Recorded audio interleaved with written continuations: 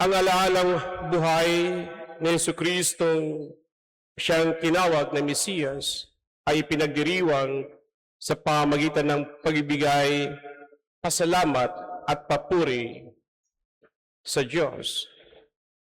At ito ang ating ipinagdiriwang araw-araw, linggo-linggo.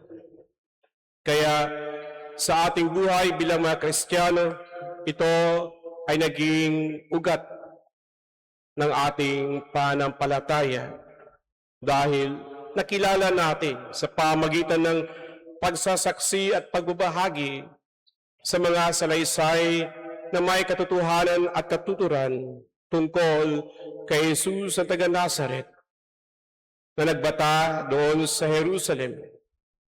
Ibinigay ang kanyang sarili bilang alay doon sa krus para sa ating mga makasalanan at ang kanyang muling pagkabuhay ay nagbigay daan upang magkaroon tayo ng totoong painiwala, pananalig at pagmamahal sa Diyos.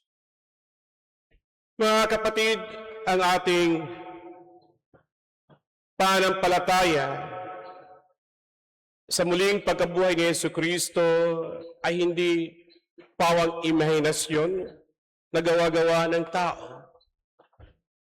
Ngunit binibigyan ito ng totoong pagsasaksi sa pamamagitan ng pag-aalay ng sarili sa lahat ng mga sumunod kay Jesucristo mula pa sa simula. Ang mga apostol at disipulo ng ating Panginoon, kahit pa sa kanilang mga kahinaan, sila'y nag-alay ng kanilang dugo para lamang mabigyan ng totoong pagsasaksi ang kung ano at sino si Jesus na taga Nazaret, ang Mesiyas na ipinadala ng Diyos Ama upang mapalagahan ang kung anong ipinangako ng Diyos mula pa kay Abraham hanggang sa ito'y pinapahayag ng mga propeta na si Jesucristo ay ang Emmanuel, na siya ang ipinadala ng Diyos upang makapiling natin ng Diyos sa pamagitan niya. Mga kapatid, ang salaysay tungkol kay Jesus sa taga Nazaret ay isang pagsasaksi na si Jesus ay totoong tao. Kasama nila sa kanilang paglalakbay habang tinatag ng Panginoon ang isang komunidad. Narinig nila, naramdaman nila ang kaniyang kahinaan. Ngunit sa bawat salita na namutawi sa kaniyang bibig sa pamamagitan ng pagpapahayag ng salita ng Diyos at pagbibigay pangaral tungkol sa kaharian ng Diyos, naramdaman nila ang kapangyarihan na mula sa karunungan at kalaman ng ating Panginoong Jesucristo. Ngunit ang kaniyang pagpapahayag sa mabuting balita ay hindi lamang hanggang doon. Ngunit ito ay binibigyan ng pagsasaksi sa pamamagitan ng mga kababalaghang kaniyang nagawa na hindi maarok ng kaalaman at karunungan ng tao. Kaya sa mga pagsasaksi na narinig natin sa mga salaysay tungkol sa ating Panginoong Jesucristo, binibigyan din ng diin ng mga apostol at disipulo kung ano ang kanilang nakikita, naramdaman, nahahawakan at naranasan. Kaya tayo ay tinawag upang magbigay saksi din sa kung paano nagipag-ugnayan ang Diyos sa atin sa pamamagitan ng ating Panginoong Jesucristo at sa pamamagitan na rin ng kanyang katawang banal na siyang ang simbahan na patuloy na nagbibigay saksi na may katotohanan at katuturan.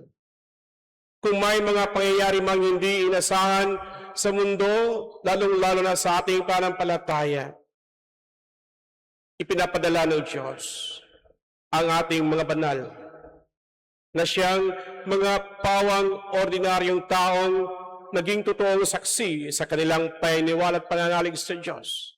Kung gaano kalalim ang kanilang pagmamahal dahil sa karanasan na meron sila sa Panginoon at alam natin na ang mga banal na ito ay nagkakaroon din ng kapangyarihang gumawa ng kapabalaghan sa pamamagitan ng banal na espiritong nananahan sa bawat isa sa kanila.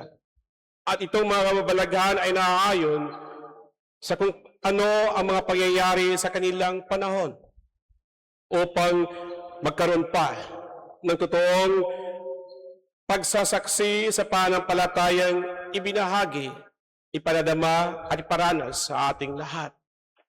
Hanggang ngayon, hindi nagkukulang ang Diyos, ang ating Panginoon Jesucristo na magpadala ng mga banal sa mundong ito upang patuloy na mabibigyan ng katotohanan ang alaala ng kanyang pagbata, ng kanyang pag-alay at ng kanyang muling pagkabuhay. Alam natin, batid natin, ng bawat kababalaghan na nangyari sa ating panahon ay may dinudulot na kabutihan para sa ating pananampalataya upang patuloy tayong maging matatag sa ating pananalig at pagmamahal sa Diyos. At wala tayong ibang maisukli sa lahat ng mga ito, kundi ang pagbibigay halaga sa laalang buhay ng Panginoon sa pamagitan ng pagdiriwang ng banal na pasasalamat na siyang tinatawag nating Eucharistia. Mga kapatid, katulad ng mga disipulo sa Emmaus, ramdam natin ng lahat ng pagpapahayag ng salita ng Diyos ay may katotohanan. At tayo din ay nakipagkaisa sa Panginoon sa pamamagitan ng pagtanggap ng kaniyang katawan at dugo sa pagdiriwang na ito, upang maramdaman natin na hindi tayo nag-iisa sa ating paglalakbay. Kahit pa may maraming hadlang na may pagpatuloy natin ang pag-unlad sa ating pananampalataya at paniniwala sa Diyos, patuloy pa rin ang simbahan, ang banal na katawan ng ating Panginoon Jesucristo na magbigay sa atin ng totoong kaalaman at karunungan. Hindi nagkukulang ang Diyos. Hindi nagkukulang ating Panginoon Jesucristo na may padama ang kanyang pagmamahal at patuloy na pagbigay sa atin ng kanyang pangapala sa pamamagitan ng sabayanang banal. Kaya sana itong panahon ng muling pagkabuhay ng ating Panginoon Jesucristo, sariwain natin ang ating pananampalataya at paniniwala, bigyan din ang papahalaga ng ating pananalig at pagmamahal kay Jesucristo ating Panginoon, ang totoong Mesiyas, ang nagbigay sa atin ng pagkakataon na maangkin muli ang ating dignidad bilang mga anak ng Diyos upang marating natin ang paraisong itinalaga ng Panginoong Ama para sa ating lahat at binuksan ito ng ating Panginoon Jesucristo upang maramdaman natin na ang ating pananampalataya at pag-asa ay hindi lamang doon natatapos, kundi ito'y magkakaroon ng pagmamahal na may katotohanan at katuturan.